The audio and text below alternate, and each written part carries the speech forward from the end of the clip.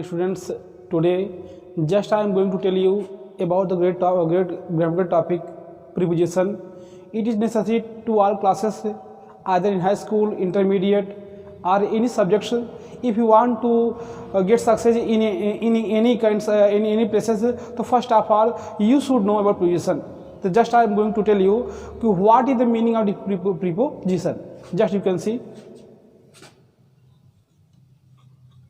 Preposition, जिसका अर्थ होता है संबंध सूचक अव्यय।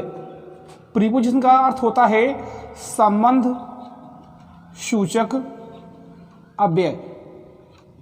जैसे आपसे कोई प्रश्न करे कि इसका हिंदी क्या होता है प्रीपोजिशन का, तो हम उनको बहुत बड़े बेहतर से बता सकते हैं, इट मीन्स संबंध सूचक अव्यय। अब हम आपको इसकी परिभाषा बताने जाते हैं कि चलिए पहले हम आपको बताते हैं प्रीपोजिशन मीन्स होता क्या है।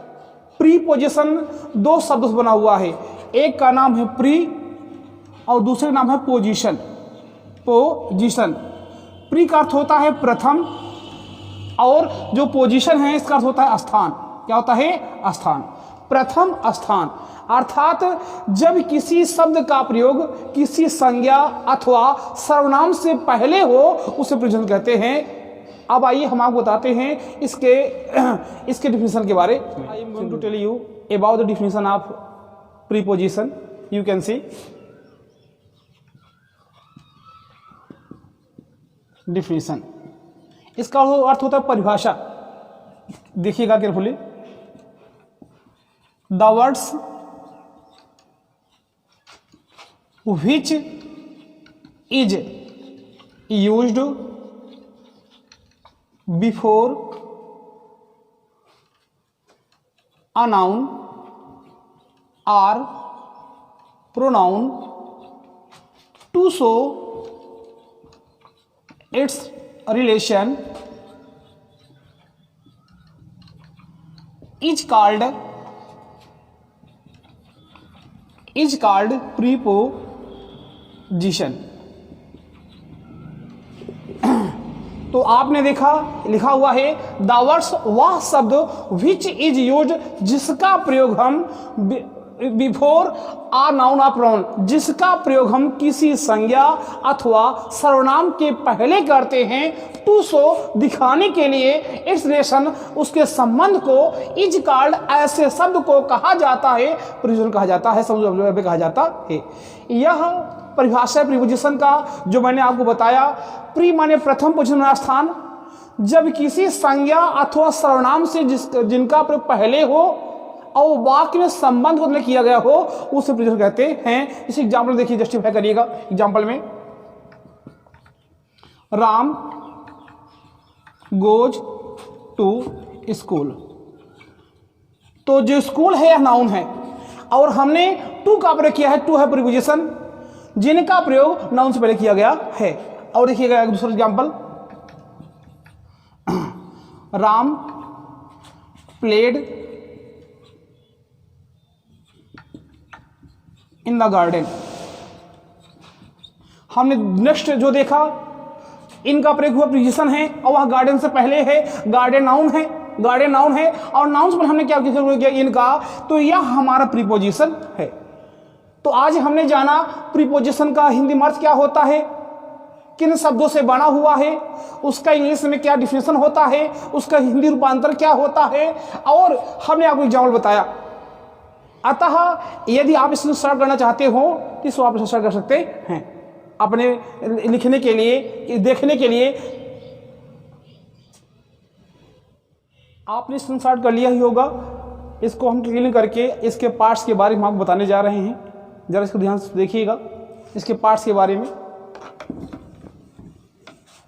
जब कोई आपसे प्रश्न करे कि how many kinds of preposition, तो उस समय आपको बोलना होगा कि there are 5 kinds of preposition.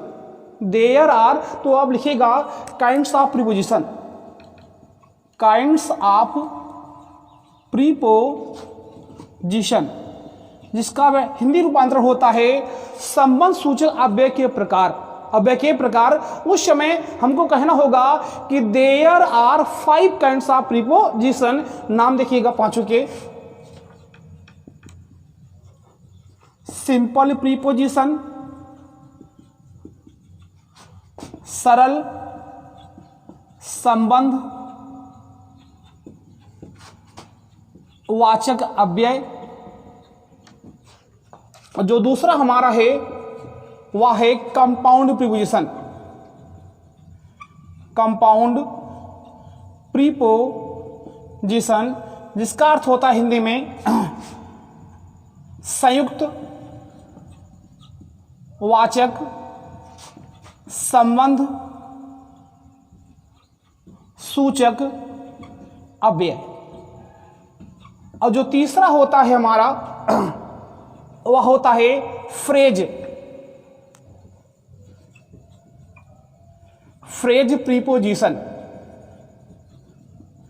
Preposition जिसका अर्थ होता है वाक्यांश वाचक, वाक्यांश वाचक संबंध सूचक अव्यय। जो फोर्थ हमारा होता है वह है पार्टिसिपल, पार्टिसिपल प्रीपोजिशन जिसका अर्थ होता है कृदंत वाचक संबंध सूचक अव्यय।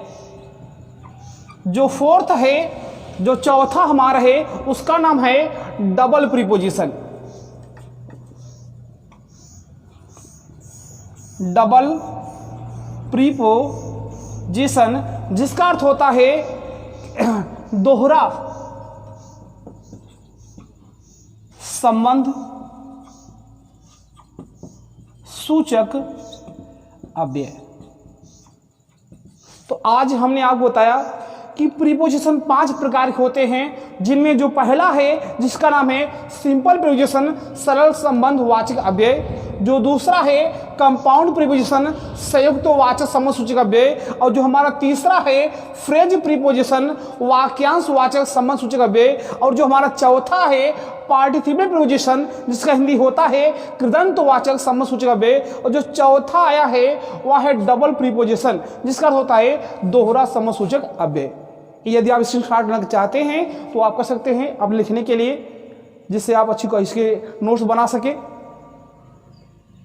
आज हमने आपको प्रीपोजिशन डिफिनेशन समझाया, बताया, उसके काइंड्स बताए। जो नेक्स्ट वीडियो हमारा डाउनलोड होगा वह हम आपको सीक्वेंस वाइज, क्रम वाइज, एक के बाद एक simple, compound, phrases, participle, double preposition, इन सब के जितने पैक्ट्स होते हैं, जितने एस्पेक्ट्स होते हैं, पहलू होते हैं, सबको हम एक बताएंगे।